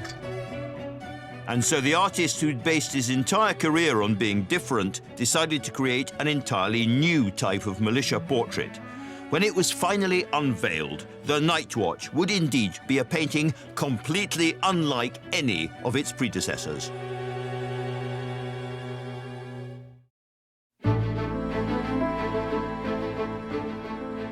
In 1640, Rembrandt began work on a painting that would come to define him, The Night Watch. This was the only civic militia portrait he would ever produce, but true to form, Rembrandt scrapped convention, instead taking the biggest risk of his career. What Rembrandt did, which was very different, was to place his figures as if they're in an actual battle. It actually looks like they're about to go to war. And he constructs a narrative around them. He presents what is a portrait more like a history painting. That had never been done before and was completely game-changing. This was amazing. This was like watching a movie, and because the figures are life-size, you really feel as though you've got to get out the way because they're going to come towards you and you're in danger. You're in the way.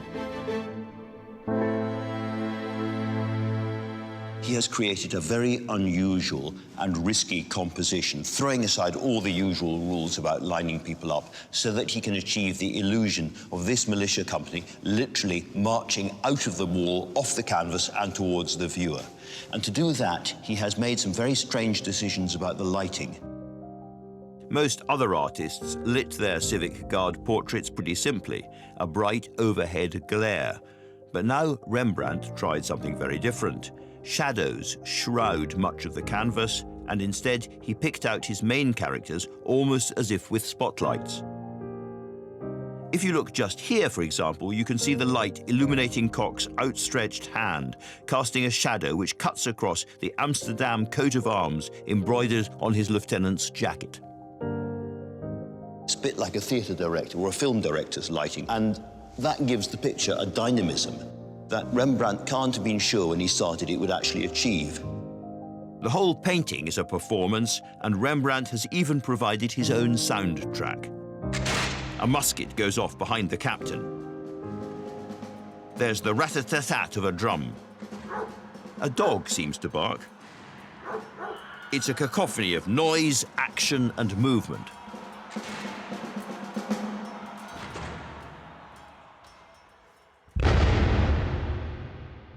And here is the final, almost ludicrous risk that Rembrandt is taking with this picture. This is a militia.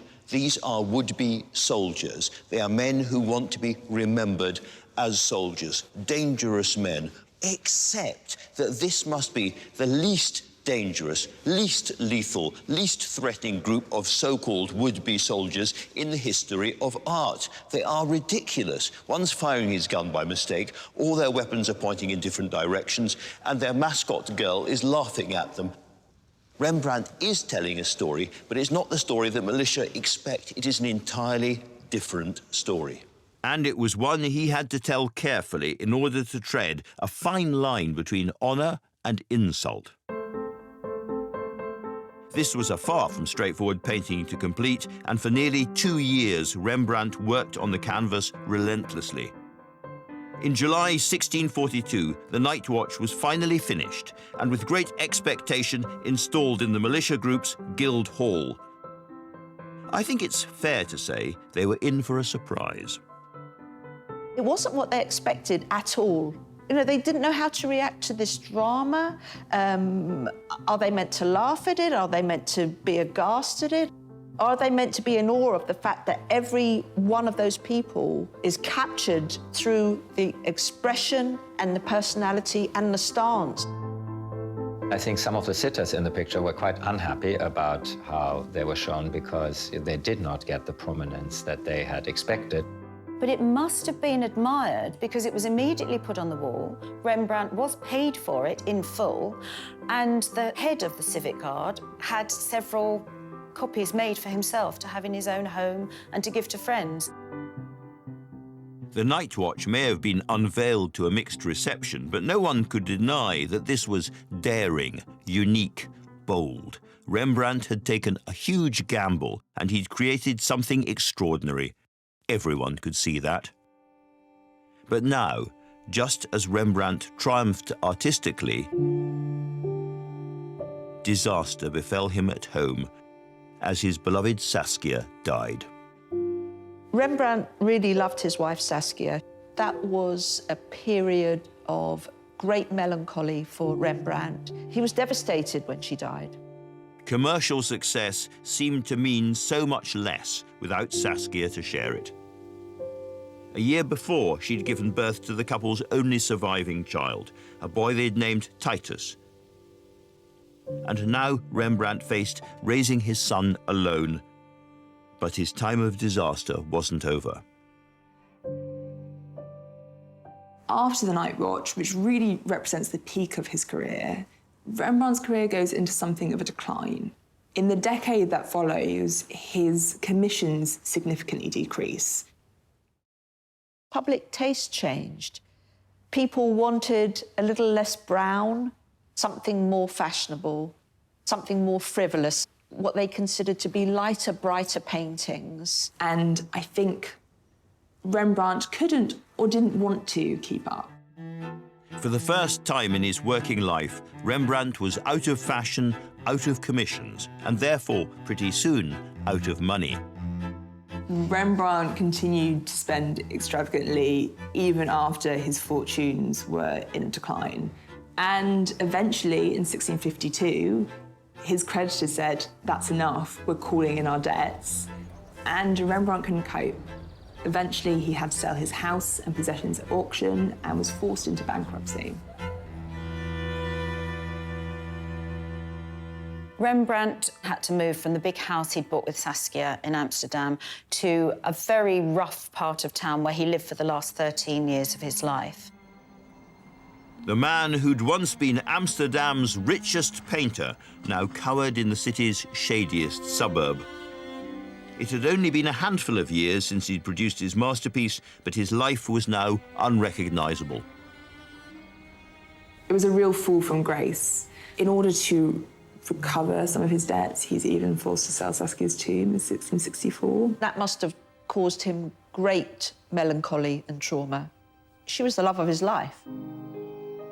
Rembrandt's livelihood was hanging by a thread, and yet, wrinkle by wrinkle, failure by failure, he magicked disaster into triumph. The realism he'd brought to Baningcock's Men now applied to his own aging features, creating what are now seen as his most moving work.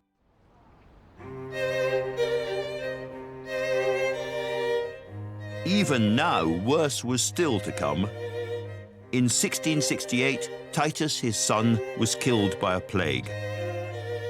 There was simply nothing left for Rembrandt.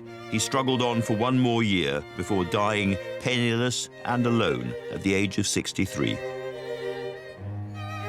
He was so forgotten by the town that had once loved him, there wasn't even an official notice of his death.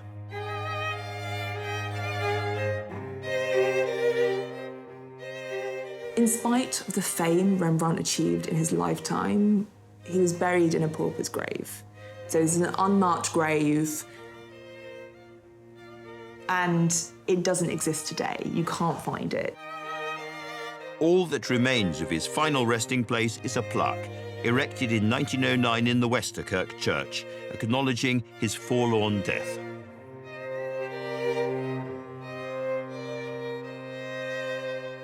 It's frankly very moving to be here, to reflect on Rembrandt's own life, all the hard work, the years and years of toil, the terrible disappointments, the struggles, the disasters, the bankruptcies, and towards the end of his life, that sense of a great dark cloud hanging over everything. What would he have thought had he been able to be here now and realised that his greatest and most complicated work is at the heart of Amsterdam, at the heart of the greatest Dutch museum, and in many ways at the heart of the Dutch people? But before the Night Watch could embark on its triumphant progress to Dutch national icon, it would, a little like its creator, suffer its own humiliation. 73 years after it was first hung in the Militia HQ, the colossal canvas was moved to Amsterdam's palatial town hall, now a palace. Alice Tuchken is its curator of exhibitions. So this is the room where the night watch was hung in 1715, when it was taken from the Klovenierstoelen to here. This was the office of the colonels of the Great War Council. But in bringing the night watch to its new home, the officials faced a rather tricky problem. The night watch was placed in between those two doors behind me. The problem was, though, that the space between the doors was too small. So they took the pragmatic route and cut it down on all sides. In what must be one of the most brutal truncations in art history, Rembrandt's glorious night watch was chopped down to fit its new home. We know what was lost on the night watch because of a small-scale copy made by Gerrit Lundens. The portions that were taken off were actually essential to understand the painting. So what we see on the copy is that the guard company is passing through a city gate and over a bridge over a canal.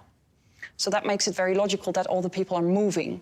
So they cut off about 2 feet from the left, which took off a couple of people, and it cut off an area at the top, which meant that all the wonderful perspective and the archway and the rods and the banners, that was all not as intended. We have no idea what happened to the pieces that they cut off. They cut those pieces off because they thought they weren't that important. So in all probability, they just threw them out. We have no idea. Maybe they'll turn up sometime.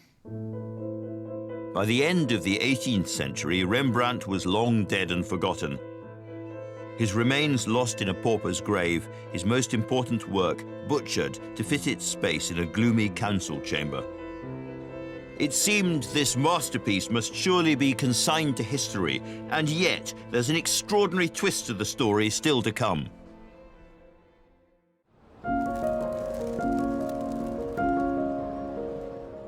By the turn of the 19th century, Rembrandt's Night Watch, the work he'd been most proud of, the one he'd produced right at the peak of his extraordinary career, was hanging in an out-of-the-way council chamber, a fraction of its original size. But this all but forgotten masterpiece had not reached the end of the road just yet. Now, among many other things, Rembrandt was a storyteller, and I think he would have been delighted that his greatest painting, his most complicated painting, is not only valued around the world for its own qualities, but also for the extraordinary and, frankly, bizarre story behind it. And the next chapter of this canvas's tale begins 300 miles from Amsterdam in the world's artistic capital at the time, Paris. By the later 19th century, a new artistic movement was gripping the French, the Impressionists, a radical group of then young avant-garde artists painting real life as they saw it. They much preferred Rembrandt's work to the cold academic traditions of their own city. They loved the rich warmth of his shadows, the immediacy and the realism of his sitters. This new wave of painters felt a kinship with the old Dutch master. There's a real reappreciation of Rembrandt, and I think people like the romantic, wild side of Rembrandt, you know, especially those late works where he's really painting with very thick paint. What was once out of fashion becomes more loved. Certainly his humanity in the pictures, his talent for getting through the surface to something deeper in the sitter, and his compositions, the lighting and so forth, has certainly impressed and influenced many artists. Van Gogh called him a magician, writing, "Rembrandt says things for which there are no words in any language." And as his status and influence soared around the world, the Dutch too began to notice. The prodigal son was, at long last, welcomed home. He was rediscovered, if you like, and then became a national icon as the archetype of Dutchness. He became the national hero. And as Rembrandt came back in vogue, so too did his most patriotic painting, a reminder of the days when the Dutch had fought an empire to found their citizens' republic. In 1885, Amsterdam's brand new Rijksmuseum prepared to open to the public. The Night Watch was top of the curator's priority list. And they had a much more radical solution than their 18th century counterparts about how to fit this enormous canvas to the wall. They decided to build it a whole new wing of its own. This gallery was specifically built for the Night Watch. You know, this kind of what resembles a church interior. It's a gallery of honor, and you walk in a ceremonial way up to the high point, which any normal church be the altar. At the end of the enfilade is then the great masterpiece, which is the Night Watch. Rembrandt's masterpiece was no longer just being displayed, it was being worshipped.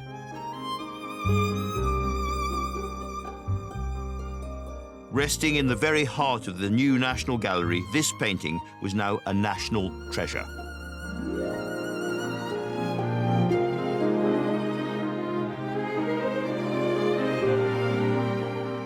Rembrandt painted the Night Watch to raise pride in anyone who looks at it, civic pride, to be proud of your town, proud of your country. And centuries later, it still does that. It does exactly that for Amsterdam and for the rest of the Netherlands. That painting's so loved by the Dutch because it's part of their history and it shows, you know, we're heroes and we're here to protect and we're dashing and we're frivolous and we're action-packed, we're superheroes. Night Watch mania has gripped the Dutch nation ever since. Nowadays, Rembrandt's canvas is visited by more than 2 million people every single year. It's so loved that when the Rijksmuseum reopened after major refurbishment works in 2013, the painting was welcomed back on display with enormous fanfare. People go wild. The painting's paraded through the streets of Amsterdam. There's tremendous celebration. The Night Watch is transported in this huge wooden crate, and there's children there waving flags and people are throwing flowers, and it's almost like the World Cup final footballers have arrived home. And the extraordinary tributes to this beloved canvas haven't stopped there. To mark the museum's reopening, this group of actors in southern Holland brought the Night Watch to a shopping centre in a way that would surely have made Rembrandt chuckle.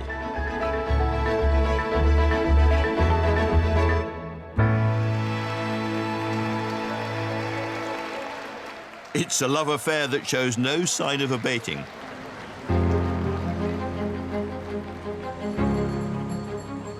It tells a story in a way that no other painting has ever done. It tells a fragment of history with action.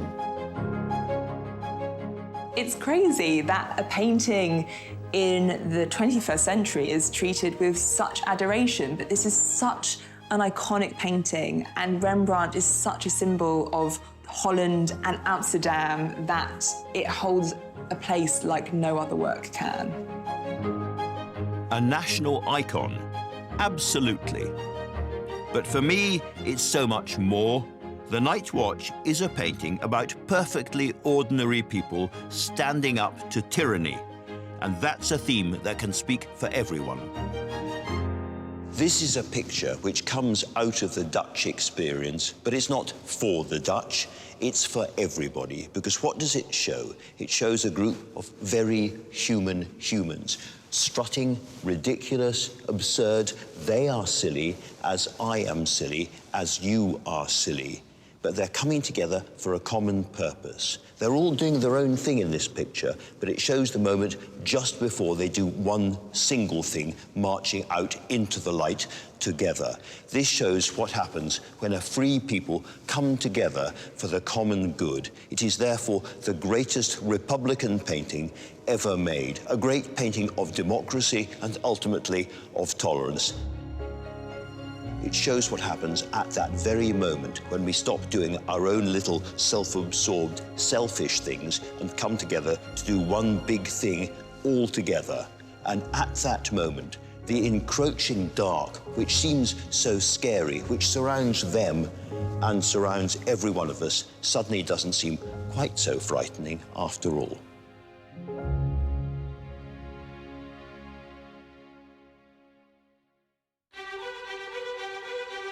Next time, Tate Britain's most popular and most haunting canvas.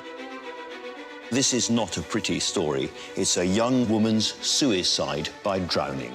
A painting in which life mirrored art. The fact that Lizzie Siddal did suffer whilst posing did inject that extra sense of realism. And that even inspired a grave robbing. He claimed that her hair had grown so much it filled the whole coffin. The remarkable story of Millet's Ophelia.